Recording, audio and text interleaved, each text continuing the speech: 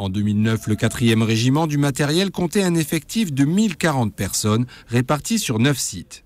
Aujourd'hui, avec la restructuration des armées, il n'en reste plus que 590 répartis sur 3 sites, dont celui de Nîmes-Saint-Césaire.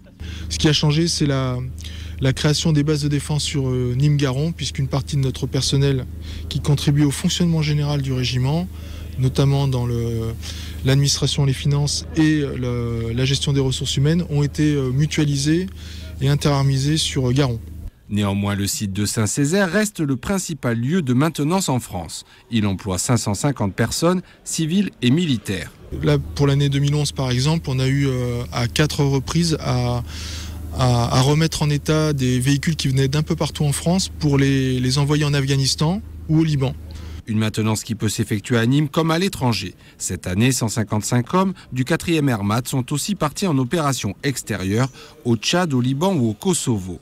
Ceux qui restent réparent et entretiennent le matériel qui va des armements aux blindés en passant par les transmissions. Donc ici, on a l'atelier armement petit calibre. On répare toutes les armes d'une douzaine de régiments qui s'étalent de Saint-Christol jusqu'à Carpiagne et Montpellier. C'est un poste qui change 300 fois de fréquence par seconde. C'est essentiellement pour éviter que l'ennemi puisse nous écouter nos communications.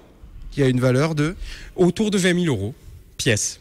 Implanté à Saint-Césaire depuis 1999, le 4e Airmat devrait connaître de nouvelles évolutions. Un regroupement sur le camp des Garrigues est envisagé, mais pas avant 5 ans.